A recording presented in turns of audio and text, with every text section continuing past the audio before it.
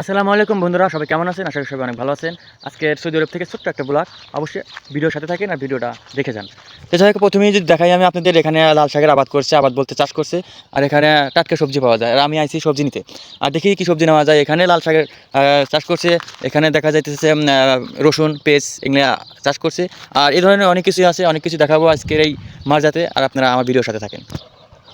সবাই একটা কথাই বলবেন যে এই ধরনের সবজিগুলো কিভাবে আবাদ হয়, কারণ সৌদি আরবে তো কোনো মাটি নাই, আর এখানে পানিও পাওয়া যায় না, পানি কেনা লাগে। তো এত পানি কোথায় পায়, আর ইনি কীভাবে আবাদ হয়, সব কিছু আজকে বিস্তারিত খুলে বলবো আমার ভিডিওর সাথে থাকে। তো প্রথমে আবার দেখাই, এখানে আমাদের পালং শাক, যা আমরা বাংলায় বলি পালং শাক, এখানে বলি সবজি সবুজ শাক। তো যাই হোক, দেখতেই পাচ্ছেন এখানে আপনার সবুজ শাক গাড়ছে।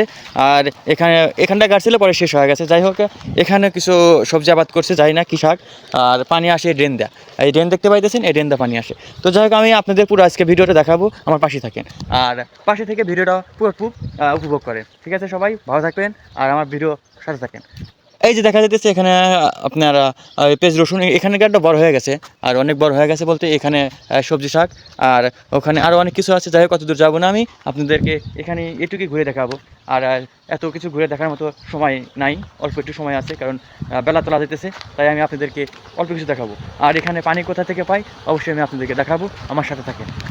আর সাথে থেকে ভিডিওটা কেমন লাগতেছে অবশ্যই একটা সুন্দর কমেন্ট আর একটা লাইক, একটা ভিডিওটা শেয়ার করে দিয়ে সবাই দেখতে পারে। যাই হোক, আমি আপনাদেরকে দেখাই প্রথমে, এই যে পানি আসতেছে, এখান দিয়ে পানি আসে।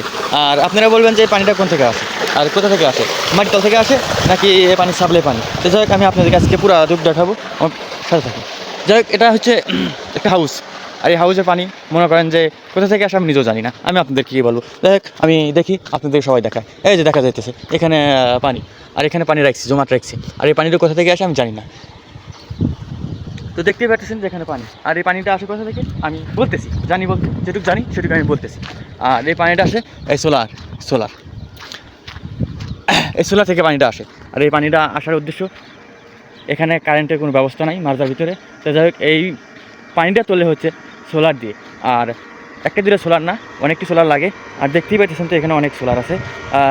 সোলার একটা না, এখানে আর একটা সিট আছে, আর সম্পূর্ণ লাইন এখানে দেওয়া আছে। ঠিক আছে, এই যে দেখা যাইতেছে এখানে সোলারের লাইন দেওয়া। আর এর মোটরটা আমি দেখাবো আপনাদেরকে, আমার সাথে থাকেন। আর আমি মোটরটা আপনাদেরকে দেখাইতেছি কোথা থেকে পানি আসে। তো দেখতেই পাইতেছেন এখানে একটা বড় একটা জেনারেটার, আমি জানি না এটা কোন জাতীয় জেনারেটার, আর এটা কী দিয়ে চলে আমি জানি যে এটা সোলার দিয়ে চলে। তো দেখা যাইতেছে, দেখতেই পাইতেছেন এটা একটা জেনারেটার, এটা চলতেছে না এখনকার মতো বন্ধ আছে, কারণ হাউসে পানি ভরাট, সেই জন্য এটা বন্ধ আছে। আর এটা চলে হয়তো মাঝে মধ্যে, যখন পানির প্রয়োজন হয় তখন এটা হচ্ছে চলে। তো যাই হোক, ভিডিওটা কেমন লাগলো, আর যদি ভালো লেগে থাকে অবশ্যই একটা কমেন্ট আর একটা লাইক, একটা শেয়ার দিয়ে দেবেন, মানে আরও 10 জনের দেখার সুযোগ করে দেবেন। সবাই ভালো থাকেন, আজকে ব্লগ এই পর্যন্তই।